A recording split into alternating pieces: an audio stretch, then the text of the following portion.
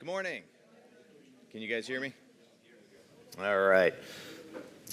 Well, I have the distinct pleasure of being the person to disrupt your breakfast. Somebody's got to do it. Might as well be me.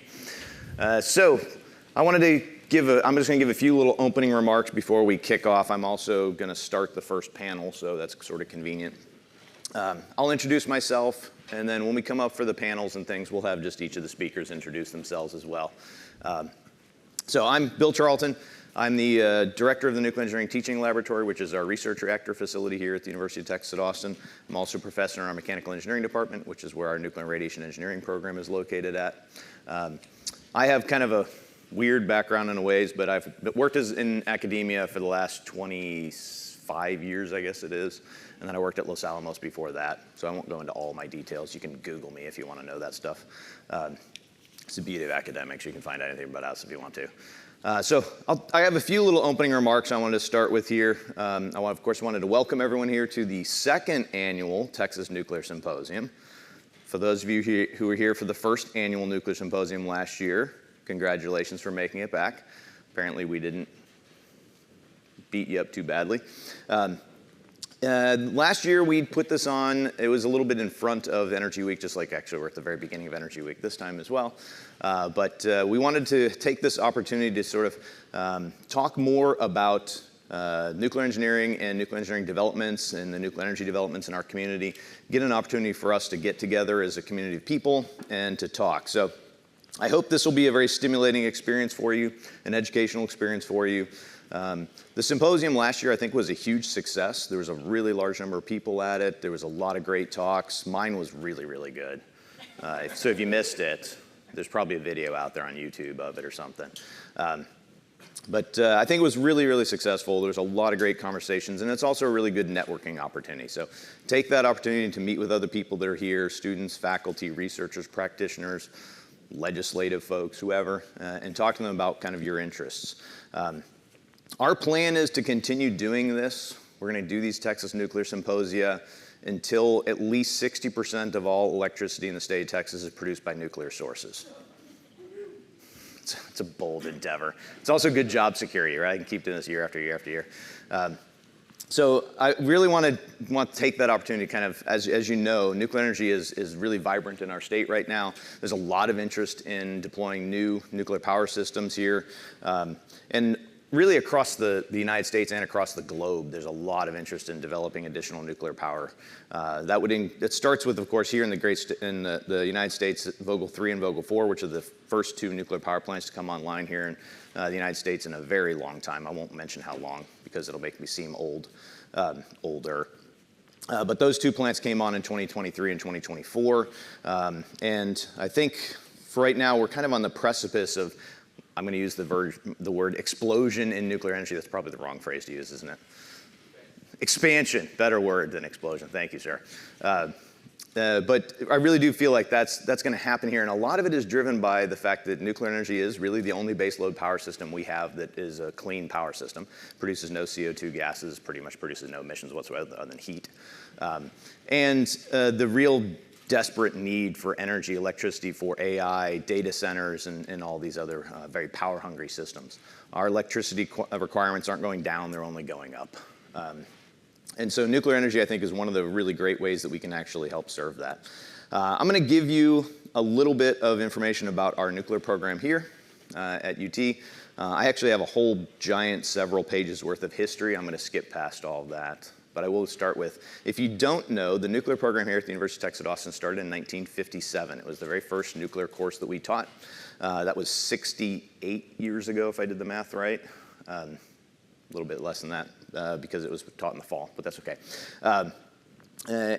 Since that point in time, the program here has grown slowly. We've always been a relatively small program, but we've really grown a lot in the last few years. The program now is over 71 graduate students is what I wrote down. That's, I believe, the largest our program's ever been.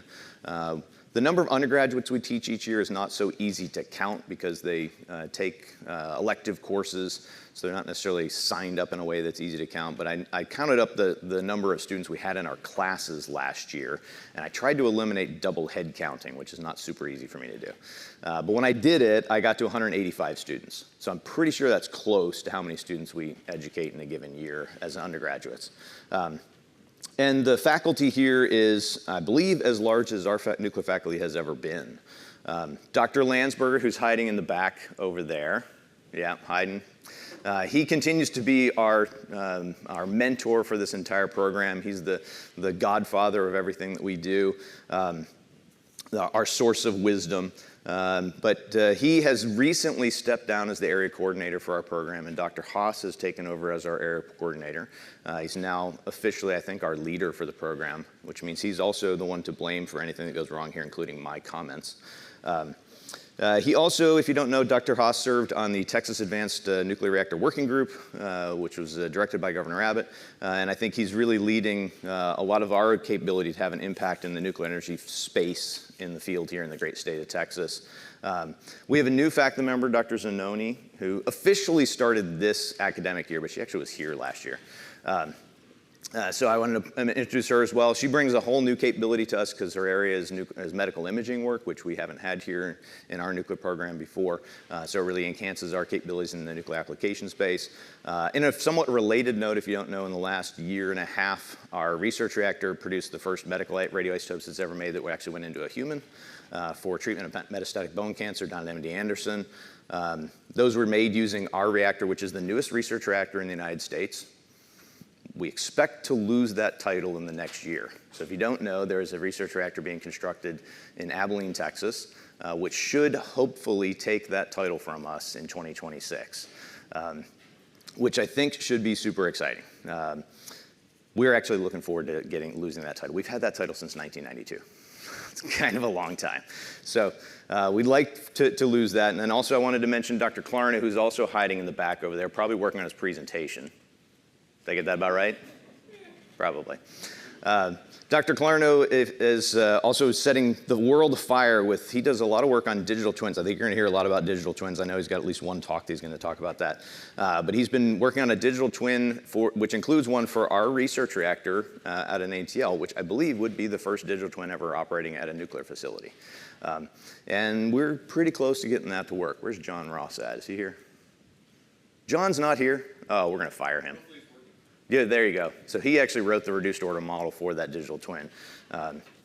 So if he's not here, then I'm going to make fun of him later. And also, I just want to point out, most recently, I don't think Dale is here either, but Dr. Dale Klein, who is probably going to retire fairly soon. I don't know exactly where he's at in that state. But he was just recently inducted or elected into the National Academy of Engineering. We had a little ceremony for him last Wednesday, I think it was. And that's a huge honor. In the state of Texas, there are actually very few nuclear engineers that are actually in the National Academy of Engineering. I think there's 3 that are in the state of Texas, and I think I know all 3 of them. I could be wrong, so don't quote me on that. So I'm not going to put any names out there, because if I'm actually thinking of the wrong 3 and there's somebody else, then you wouldn't figure it out. But I think there's 3. Those are my main opening remarks, and I'm somewhat on time. So I just want to kind of go through a little bit of the schedule for today. We're going to have a set of talks. In some cases, they're going to be talks with, of course, PowerPoint. You're an academic institution. We can't do anything without PowerPoint. In some cases, it's going to be people just talking to you. In some cases, it's going to be more interactive. We're going to try to be as interactive as we can. We're going to focus on, throughout this morning, on nuclear energy and nuclear applications. So that's going to include how we as a community, not just we at the University of Texas, but others, can help to promote the use of nuclear science and engineering, help to deploy safe and secure nuclear systems, especially advanced nuclear energy systems, and how to use these things to save lives. And actually also, this morning is primarily the nuclear symposium, but there is going to be a splattering of other nuclear-related things throughout the week, including this afternoon, of course. And so if you have an opportunity, if you're going to stay here all week long, take a look through all the things you'll see there. You can get an opportunity to learn more about other energy systems, compare and contrast nuclear with other things. That's also the kind of thing that shows up as a exam question. So if you're a student, those sorts of things show up on my exams all the time. And I hope you have an opportunity to attend as many of the sessions this week as you possibly can. So thank you, and I'll let us start our program. Which fortunately, it's me, too, so there you go. So, all right, thank you very much. So I'm going to ask my other speakers, I believe that's you two, to join me up here on the stage. So I'll let these fine gentlemen introduce themselves just because there's no way I could do a good job at it. As you can tell, I pretty much just shoot everything from the hip. So,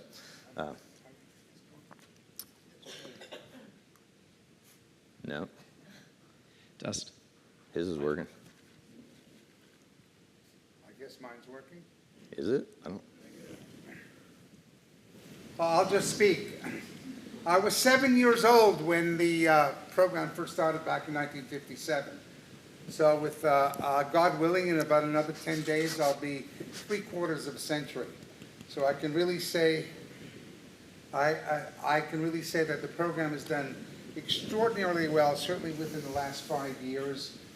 I think the people to thank for are certainly Dr. Charlton, certainly Dr. Haas, and much more recently, Kevin Farnell as well. And it's a real super pleasure to have the area of medical imaging and medical isotope production as well.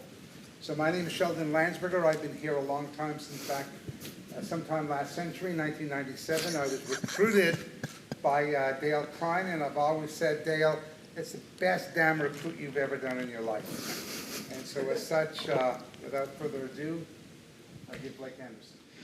Hello, everyone. My name is Blake Anderson. I'm with the Nuclear and Applied Robotics Group, which is a robotics lab in the Mechanical Engineering Department here at UT. So my background, I was a nuclear engineer before I was a roboticist. I worked in the commercial industry. I was in charge of environmental and seismic qualification for components going into reactors. I did a lot of work on AP1000, both stateside and over in China. And then eventually got into robotics, found the nuclear robotics program here at UT. So-called because at the time it was entirely funded by Department of Energy funds, specifically Los Alamos, doing environmental remediation, nuclear manufacturing, harsh environment applications in general. So I've spent time at Los Alamos in our program. We're about 45 people now, but we've diversified into other areas such as Department of Defense for Army Futures Command, oil and gas, and then we're getting into some other areas such as sustainable research, resource extraction. So our students, at least those funded by Los Alamos, they take internships and eventually convert to full-time positions in the Department of Energy. I like to say that Los Alamos Robotics is, at this point, pretty much an offshoot of the UT Robotics program. We have actual robots deployed into the plutonium facility. Some of our alumni have taken jobs there. They have robots touching actual plutonium. We're putting robots in for radiation monitoring applications, taking some of the load off of the radiation control technicians, providing facility monitoring, and helping DOE deal with their problem of old-timers retiring and them trying to sort of fill in labor gaps as they grow. So happy to be here to talk about our work. All right, so I'm going to kick us off with, of course, like I said, slides because, you know, I have to. But I wanted to go into a little bit on safeguards and security and talk a little bit about some of the challenges that we see in the expansion of nuclear power globally as well as here within the state, assuming this works.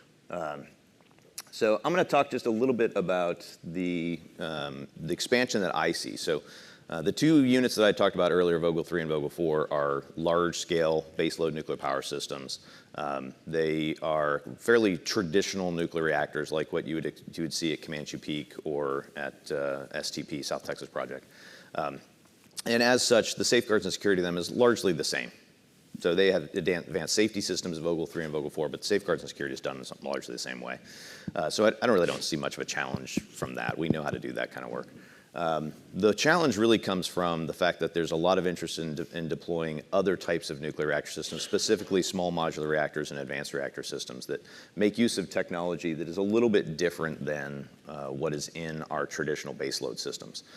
So this little slide right here on the left-hand side is things related to SMRs, and the right-hand side is things related to advanced reactor systems and kind of what we mean by those. So small modular reactors are smaller reactors, but most of those systems, if you go look at them, are still based on traditional light water reactor technologies.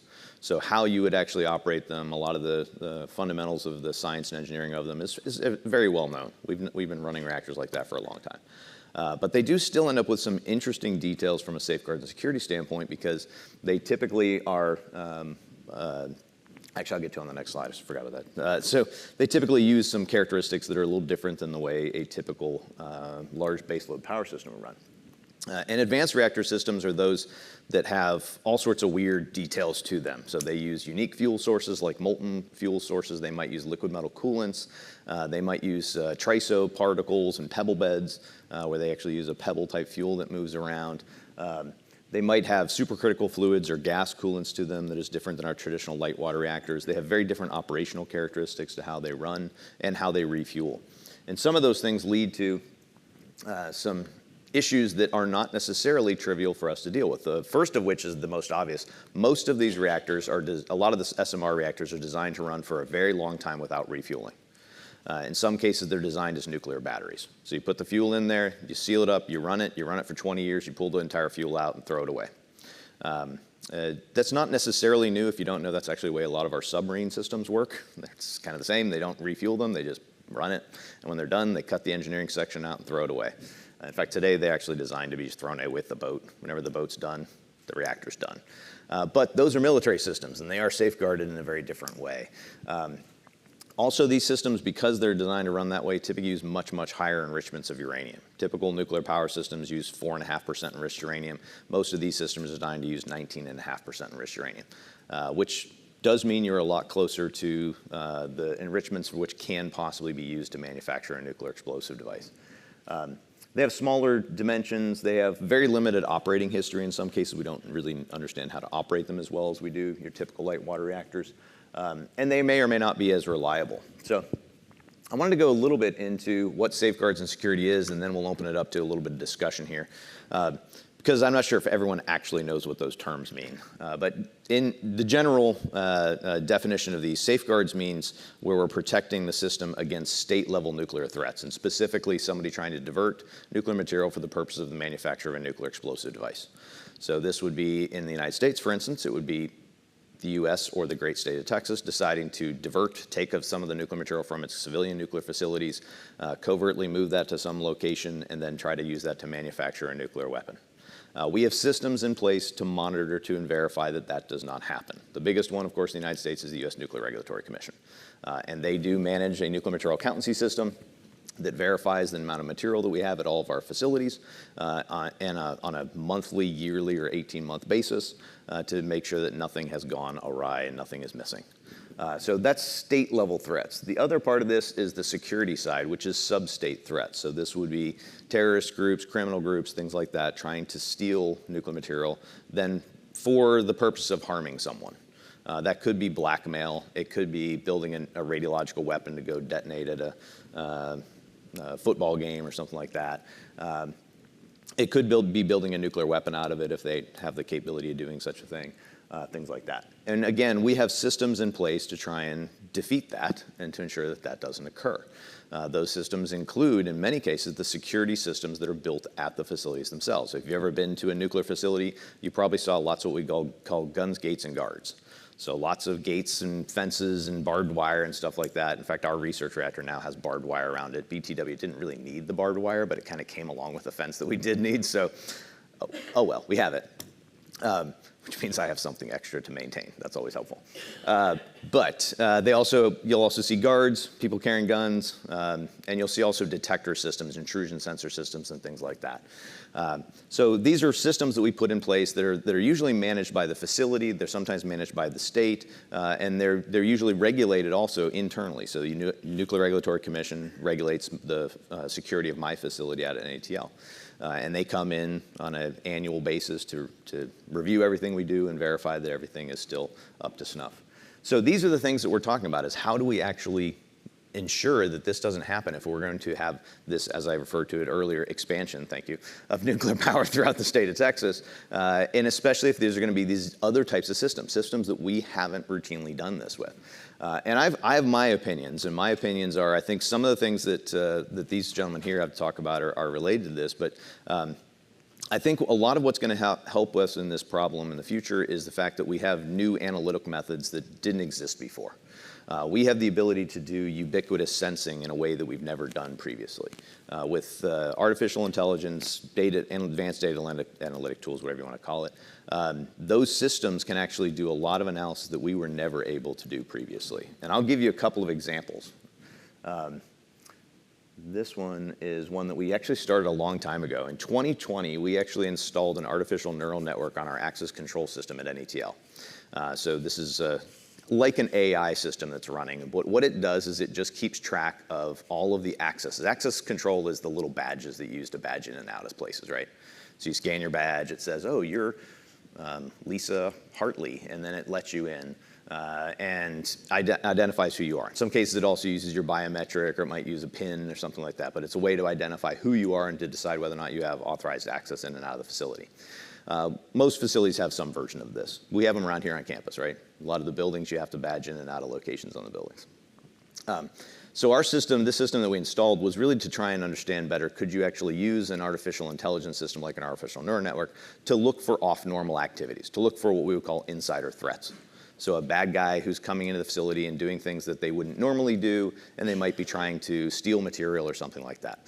And essentially what this thing is it's really just a giant pattern recognizer. That's really all it's doing. It's just looking at patterns. It learns from all the existing patterns of life of the facility, and then it looks for times that people have off-normal operations. We, of course, went into this saying, yeah, this is never going to work at a research facility, right? Everything we do is weird. People show up at strange times. This guy really shows up strange times, by the way. So we're like, this will never actually work. Turns out I was wrong. It totally, absolutely works. Even in our facility, it totally works. So we installed this thing. If you don't know the date here, so we actually installed this right before March of 2020. There's a thing that happened in March of 2020 you may or may not remember. But that was when really weird things happened with facilities. Our facility continued operating during that time period, during the COVID pandemic. And then we had a whole weird place of operations that occurred from March 2020 to, I guess, about July of 2020, and then went back to kind of normal operations today. But what you see from this slide is that even our facility, as a research facility, has very regularized patterns of behavior. People show up to work about the same time every day. People go to our control room about the exact same time every day. And not just that, this last one, these slides on the right-hand side, this is how long it takes for people to go from, when you badge through our facility, you badge at multiple locations. So it actually tracks the amount of time it takes for you to badge in the front door, get to your office, get to the control room, open up the reactor bay, et cetera.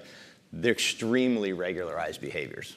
If it actually was off, so that little peak that you're seeing there is how long it takes for somebody to go from, these are kind of I hid the details of what A, B, C, D, E is of locations, but they're locations in our facility that somebody's badging through. They always badge in about the same time. It takes them about the exact same amount of time to get from location A to location B. If something weird was happening, they would have an off-normal case. And you can see a few of them where somebody is much longer takes them to move through the facility. And then it could ask the question, why? Where did that person go? Now, it could just be they went to the bathroom, right? Could be. But what it's looking for is these kinds of behaviors. And then we ran a set of tests. They were really simple, but they were just a set of tests on could it observe strange behaviors. Some of which it was very successful at. If somebody tried to get into a place they're not allowed to get into, for instance, it just immediately caught that. If people showed up at weird times, it immediately caught that. There was other things that it was terrible at, like if somebody was just surveying an area, had no idea that they were doing that. Somebody lingering inside of our reactor bay for an hour, that means nothing. We do that as an experiment all the time. It means absolutely nothing. So there were some things it was really good at and some things that it wasn't really good at. But I do think this is one of these kinds of things that's going to help. These capabilities that can do this analysis automatically. People have been doing this kind of stuff actually for many, many years in the security world, but it had always been done by some human staring at a database. And humans can't see these kinds of patterns. They can't observe that sort of thing, but the computer system can. And it can find these sorts of odd details.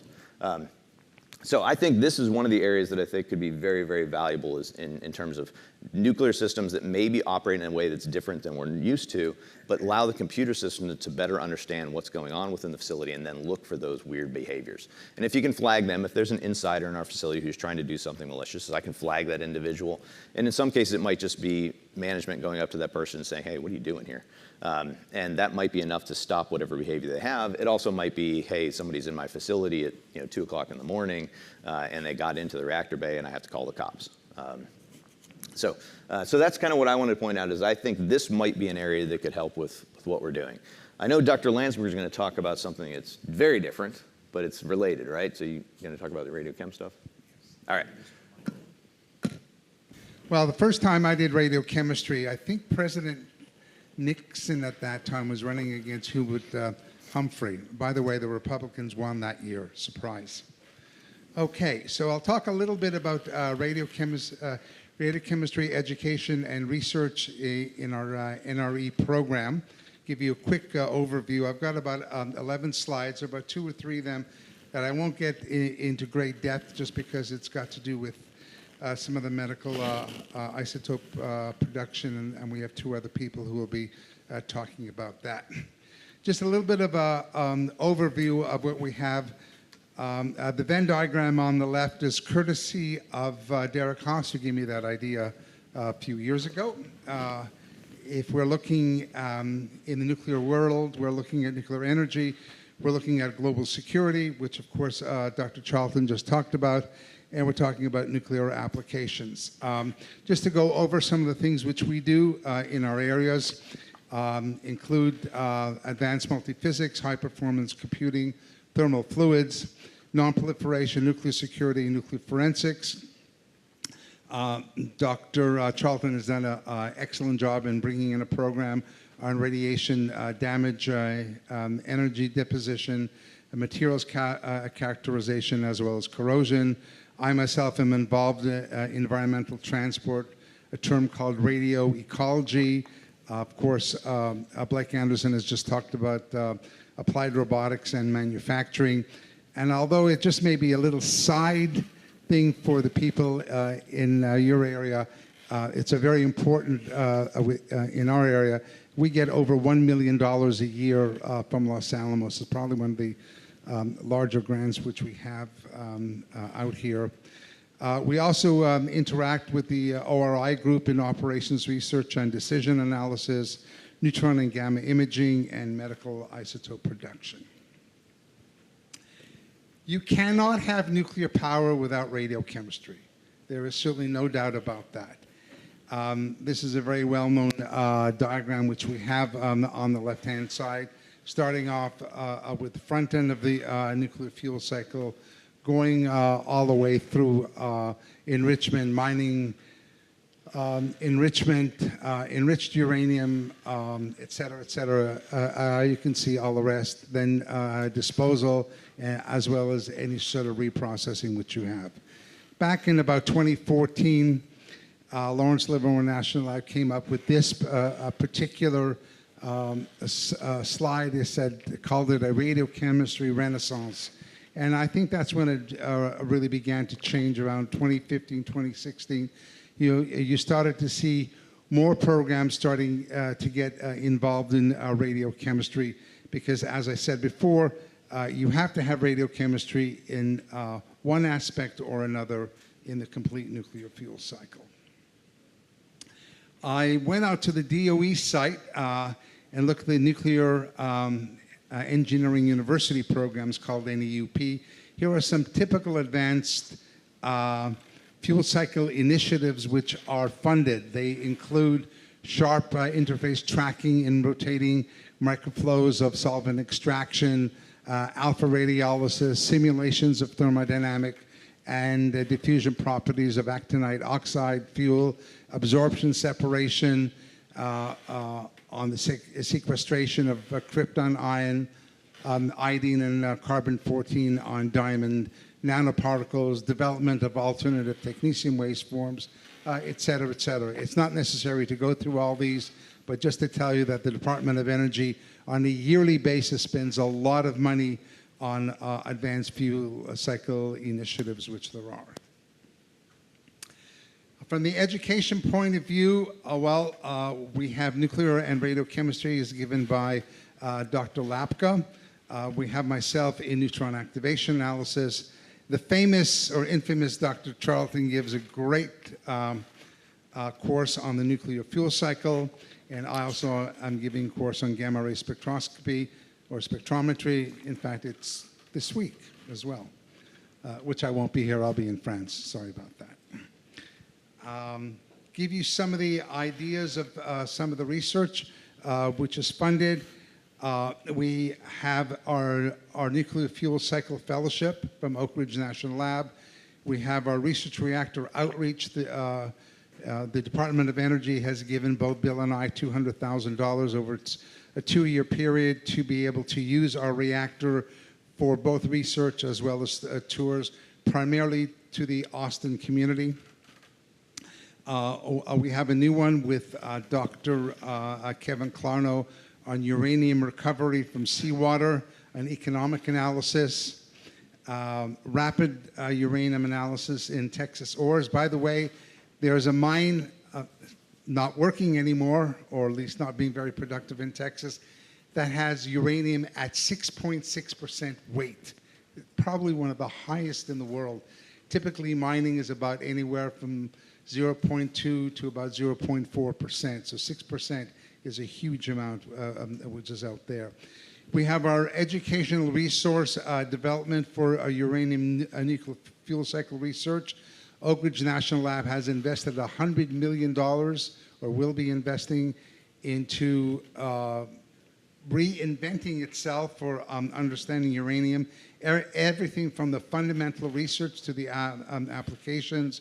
We also have with the molten salt reactor that Derek Haas is leading, iodine release and speciation, and he's also done some work in the nuclear forensics area on reducing the uncertainty of cadmium-115 as well for Pacific Northwest National Labs. I won't talk too much about this, but we have hot cells, and they're hot cells, to say the very least.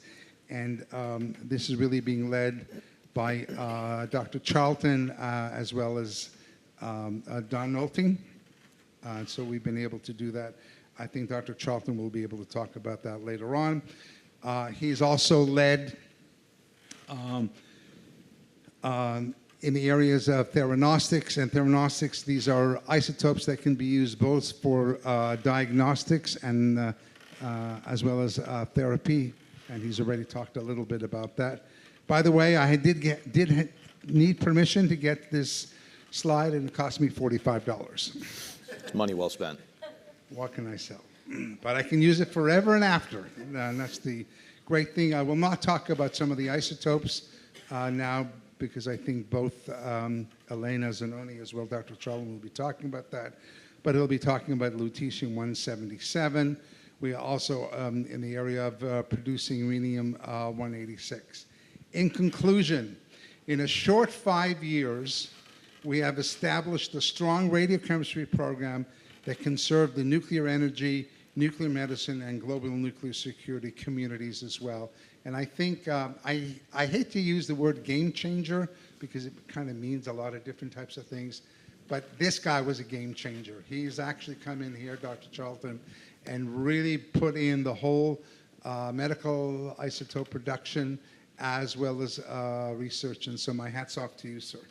Oh, thank you. All right, so what we're going to do is we're going to let Blake answer a few questions here, mostly from me. So kind of what we gave you there was a splattering of stuff associated with safeguards and security on nuclear fuel cycles and nuclear reactor systems. I mainly talked about reactors. Dr. Lansford mainly talked about fuel cycles. One of the things that is unique to our facilities is that we use highly radioactive materials. These materials can be hazardous to a human. Handling these materials can be hazardous to humans. And one of the solutions to being able to still monitor, handle, and measure those materials is to be able to do so in a remote way. Dr. Landsberg showed you a picture of our hot cells that we have out at NATL. These are telemanipulator systems where you can actually have highly radic materials inside of these. It's basically a lead box, right? That's what that really is. And then inside of that lead box to be able to handle these materials. And what I wanted Blake to talk about then is a little bit about how you might be able to in the future make use of robotic systems to be able to do this instead of a human using gloves or something like that, and how that might help facilitate the ability to manage these materials in a maybe faster, more intelligent, and safer way. Sure. So, yeah, it's a timely question. There's actually a lot of recent interest in new designs of hot cells and glove boxes. So, if you're not familiar, like at Los Alamos and other labs, often you have to do special nuclear material work in either vacuum or inert gas atmospheres to prevent corrosion as you're working on the material. And often, it looks just like an infant incubator in a hospital. You have glove ports with lead-lined gloves that workers reach through, and then they do their work through the glove ports. But there's a lot of interest recently in just eliminating that. What if the glove box is just a sealed box, and the only penetrations into it are digital ones, and you only do work inside of it via either telemanipulation, where a human is remotely controlling, they're called Waldos, remote-controlled arms, which were originally invented in the 40s in the Department of Energy, or just fully autonomous manipulator arms inside the glove box. So obviously, fixed automation has been around for decades, pioneered by the automotive industry. But it's more challenging in glove boxes for a couple reasons. First, it's very confined space. They're pretty small because the bigger it is, then the more you have to worry about leaks and the more space it takes up in your very volume premium facility. And then also, you often need to do different processes in there. You need to make process changes, et cetera. So you don't want to open up your hot cell in order to physically move things around with workers, both for safety and security reasons. So there's a lot of work in flexible design of processes and flexible design of automation so that it can adaptively handle new tasks that you throw at it. And so partly that's about safety. It's also about security. So since we're talking about safeguards, insider threat is the main one that we're interested in. We don't think about state-level diversion as much. But security professionals talk about attack surfaces. An attack surface is basically just an opportunity for an attacker to get at whatever your protected asset is, whether that's data, equipment, or in this case, samples of special nuclear materials. So in this specific case, you're trying to identify all of the points along your process or workflows where a human is within arm's reach of samples and can pick it up. And you want to minimize those, and one of the ways that you can do that is by minimizing human presence in the process through robotic labor instead of human labor. So,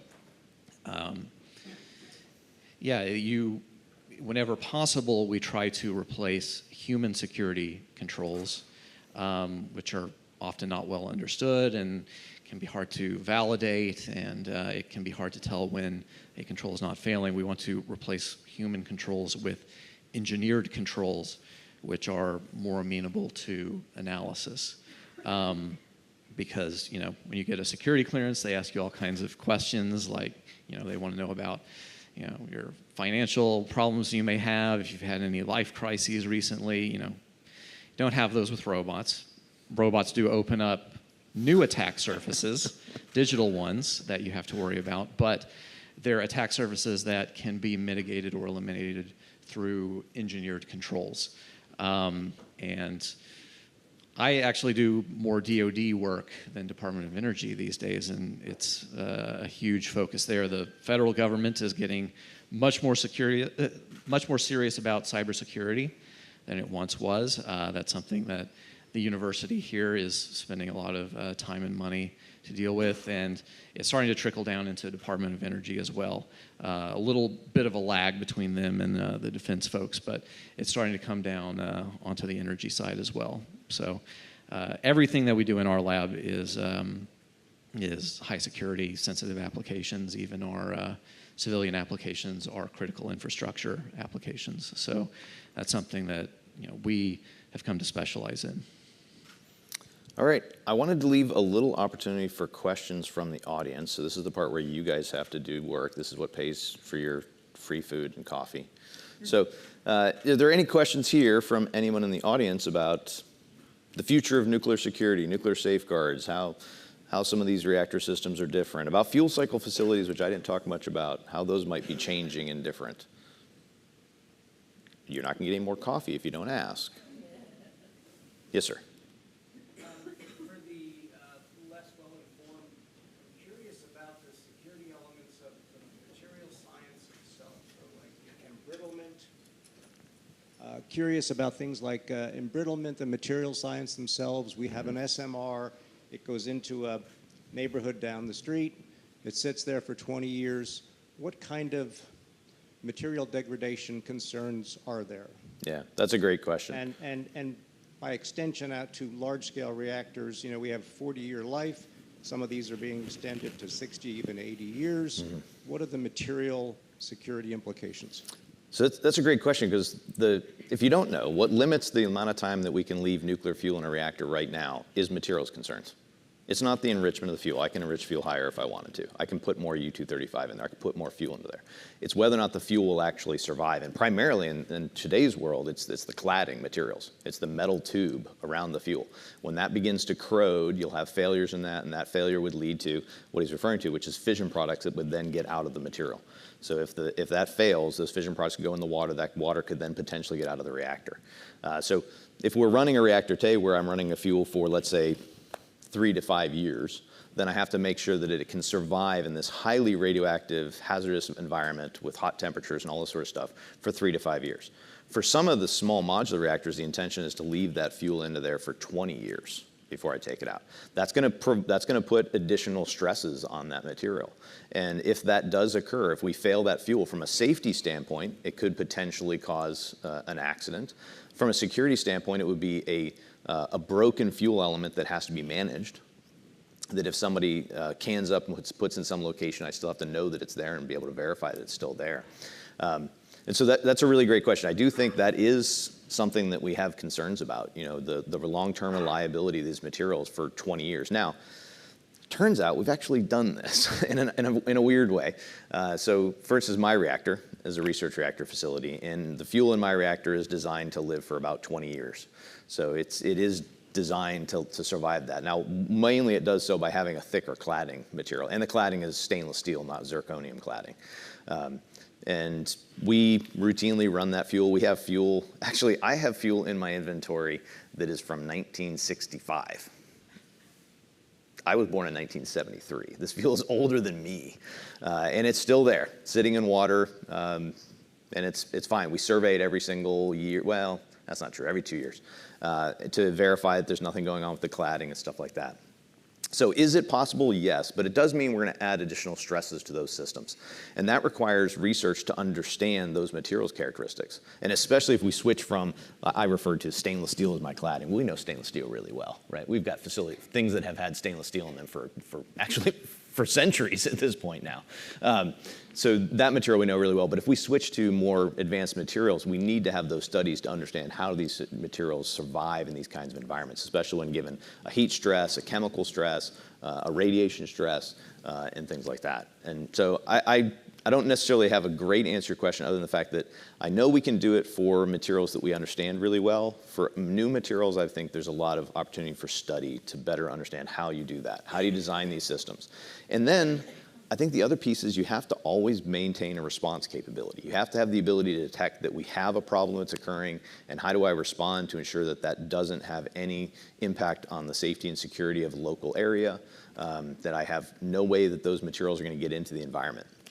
Our current reactor systems are designed with a set of protection barriers.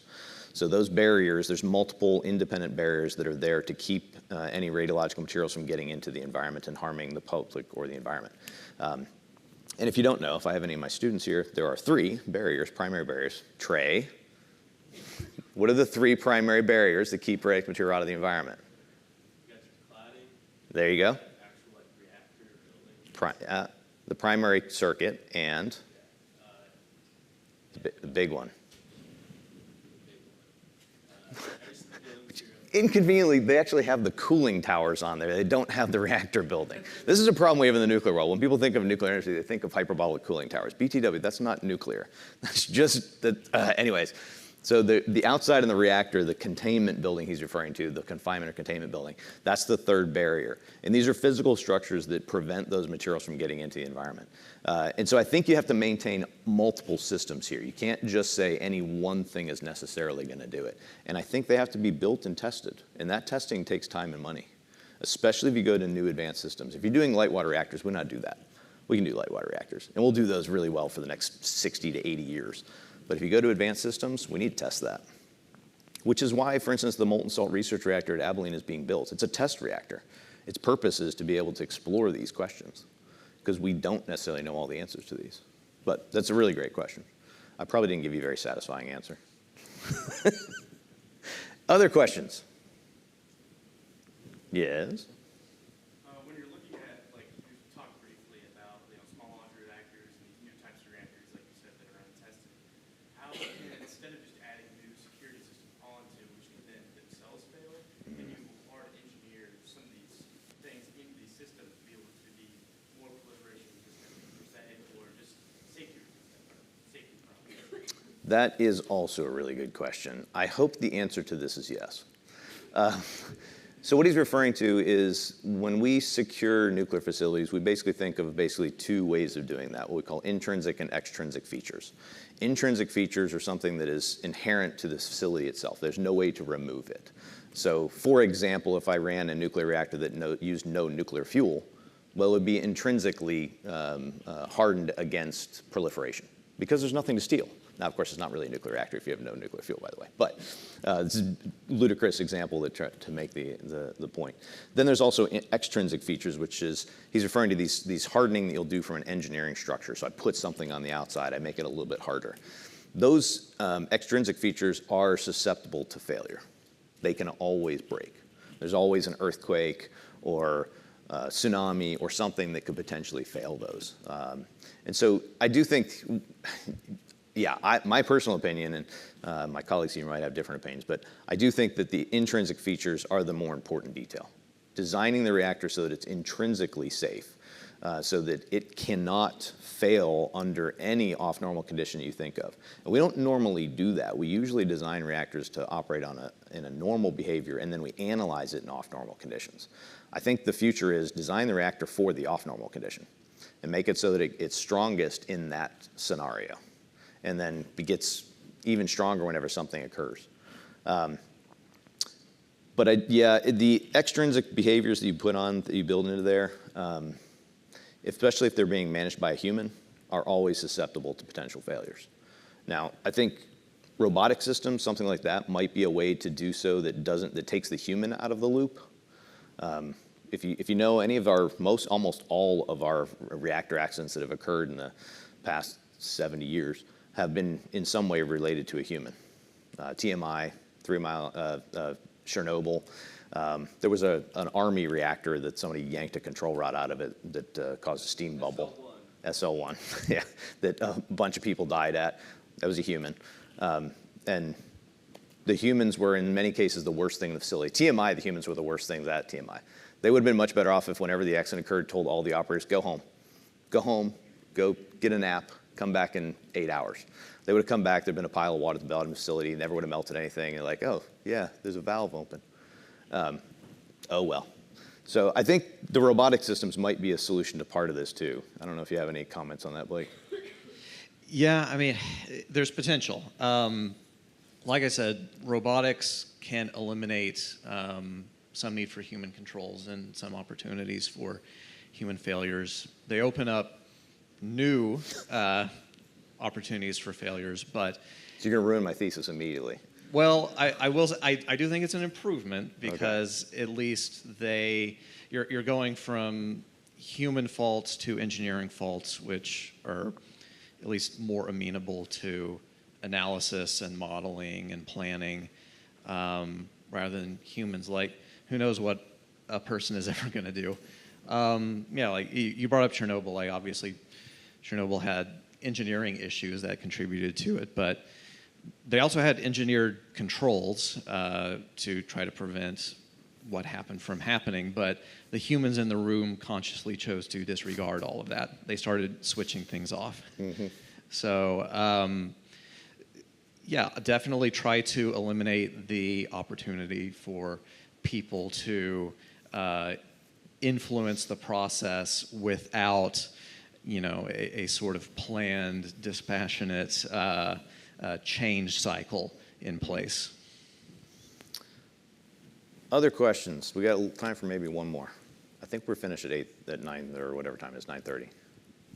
Thanks. I'm glad I'm not one of your students being called out in the... I'm a jerk, so. So I was just going to take a little bit of a different angle on that, the SMRs and advanced reactors. Obviously, part of the interest is in reducing cost and time to deployment. And so some people might argue there's some tension with the idea of the questions around security and safeguarding versus time to deployment cost. So first, I don't know just what your opinion is on that, but I'm also curious, I mean, the U.S. is not the only place looking at those sorts of reactors. Do you see collaboration with other places? Are there different approaches in other places in the world? So just curious on your thoughts on those topics. That's a good question. So Dr. Landsberger is our IAEA expert because he goes there all the time, mostly because he likes to go to Vienna, I think. But have you had any experience with interacting with other entities or other countries that are interested in nuclear power expansion? I think it's sometimes a little bit difficult, given the fact that it's kind of hard to go overseas often. Where are you going next week? No, but quite seriously, there are multiple opportunities. Certainly, the Department of Energy has certain types of grants through the Nuclear Engineering University program to interact with a lot of the, particularly European institutions, England, France.